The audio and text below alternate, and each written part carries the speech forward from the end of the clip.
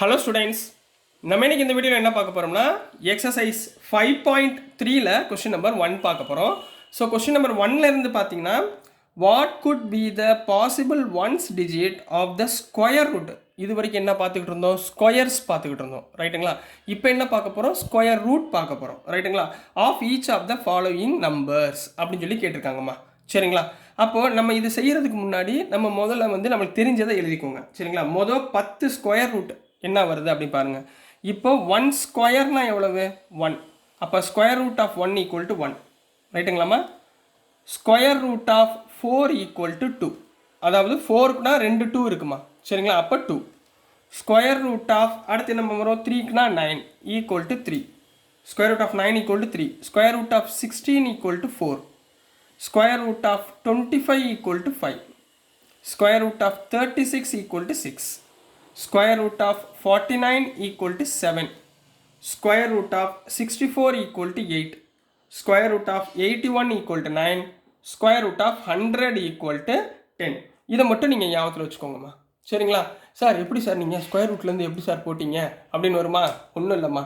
1 square பண்ணால் 1ங்களா, 2 square பண்ணால் 4. அப்போ ஸ்கொயர் இந்த பக்கம் வந்துச்சுன்னா ஸ்கொயர் ரூட், புரியுதுங்களா? மல்டிப்ளை இந்த பக்கம் வந்துச்சுன்னா டிவைடு அந்த பக்கம் போச்சுன்னா மல்டிப்ளை அப்படின்னு சொல்லி சொல்லுவோம்ல, அதே மாதிரி தான். ஸ்கொயர் இந்த பக்கம் வந்துச்சுன்னா ஸ்கொயர் ரூட். இப்போ பாருங்களேன், 4 ஸ்கொயர் உங்களுக்கு டக்குன்னு தெரியும் 16. இந்த ஸ்கொயர் இந்த பக்கம் போகுதுன்னு வச்சுக்கோங்க, ஈக்குவல்ட்டுக்கு அந்த சைடு போச்சுன்னா ஸ்கொயர் ரூட் ஆஃப் 16 அர்த்தம். அதுதான் எழுதியிருக்கேன், புரிஞ்சுங்களாம்மா?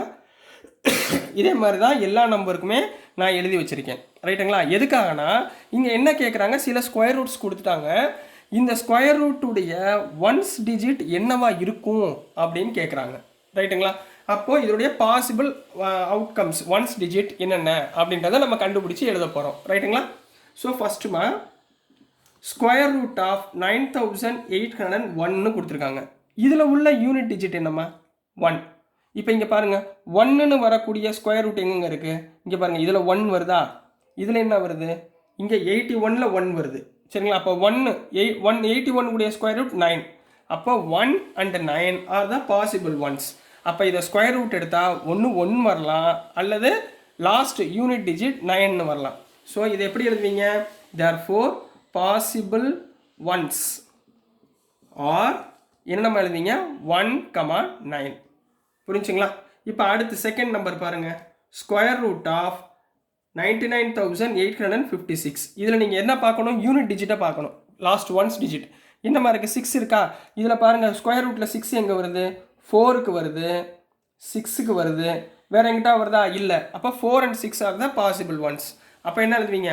Possible ones are 4, 6. புரிஞ்சுங்களா? அடுத்து கொஸ்டின் நம்பர் 3 என்ன இருக்கு? ஸ்கொயர் ரூட் ஆஃப் 99,8001, சரிங்களா? லாஸ்ட் டிஜிட் என்னம்மா? 1 என்னென்ன சொன்னேன்? 1ம் 9லையும் யூனிட் டிஜிட் 1 வருதா? அப்போ இது 2 தான் பாசிபிலிட்டிஸ், ஒன்ஸ் டிஜிட் வரக்கூடிய பாசிபிலிட்டிஸ். அப்போது பாசிபிள் ஒன்ஸ் ஆர் 1, 9 இந்த மாதிரி எழுதணும். அடுத்து கொஸ்டின் நம்பர் சப்டிவிஷன் 4ல் ஸ்கொயர் ரூட் ஆஃப் 657666025 வருதுமா. லாஸ்ட் நம்பர் என்ன? 5.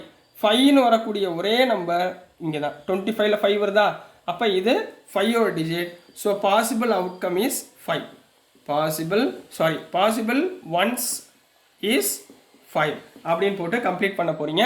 இதுதான் கொஸ்டின் நம்பர் 1க்குரிய ஆன்சர் கண்ணா. நெக்ஸ்ட் நம்ம கொஸ்டின் நம்பர் 2 பார்க்கலாம்.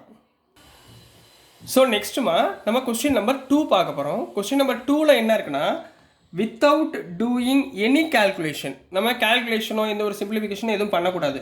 Find the numbers which are surely not a perfect squares. என்ன கேட்டிருக்கான்? நாட் எ பெர்ஃபெக்ட் ஸ்கொயர் கேட்டிருக்கான், சரிங்களா? இப்போ நான் உங்களுக்கு இன்ட்ரோடக்ஷன் பார்ட்டில் பெர்ஃபெக்ட் ஸ்கொயர்னா என்ன டெஃபினிஷன் கொடுத்தேன்னா, என்னென்ன நம்பர் இருந்தால் பெர்ஃபெக்ட் ஸ்கொயர் சொல்லி சொல்லுங்கள். முதல் அதை எழுதிருங்க. Solution we know that, W கேட்டிங்கன்னா வி நோ தட்மா, சரிங்களா? வி நோ தட் பெர்ஃபெக்ட் ஸ்கொயருடைய யூனிட் டிஜிட்ஸ் என்னவா இருக்கும்? யோசிங்க. பெர்ஃபெக்ட் ஸ்கொயர்ஸ் உடைய யூனிட் டிஜிட், பெர்ஃபெக்ட் ஸ்கொயர்ஸ் உடைய யூனிட் டிஜிட் மஸ்ட் பி என்னவா இருக்கலாம்? ஃபஸ்ட்டு பேர் ஆஃப் ஜீரோஸாக இருக்கலாம். அதாவது எப்படிமா?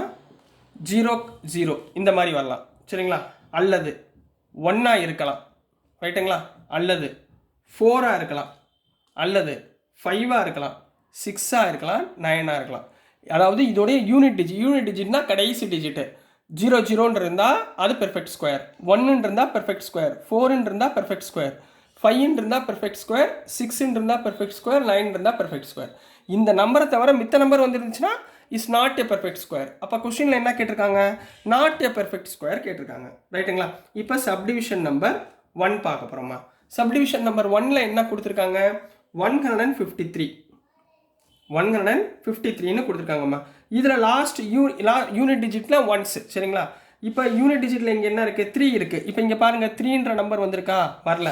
அப்போ இது என்ன எப்படி எழுதுவீங்க, ஹியர் யூனிட் டிஜிட் இந்த மாதிரி எழுதுனாதாம்மா மார்க் கொடுப்பாங்க, ஃபுல்லாக எழுதுங்க சரிங்களா, ஸ்கிப் பண்ணாதீங்க.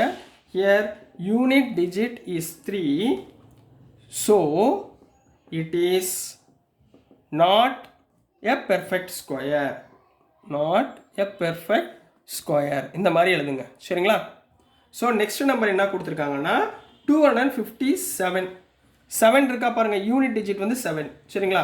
Unit here unit digit is 7, unit digit எங்கே என்ன இருக்குது 7 7 இதில் இருக்கா, 7 இல்லைங்களா. அப்போ so it is not perfect square, so it is not perfect square number ரைட்டுங்களா. அடுத்து தேர்டு சப்டிவிஷன்மா. தேர்டு சப்டிவிஷனில் 408 கொடுத்துருக்காங்கம்மா. 408ன்னு கொடுத்துருக்காங்களா. இதில் லாஸ்ட் டிஜிட் என்ன 8, இதில் 8 இருக்கா பாருங்கள், 8 இல்லைங்களா.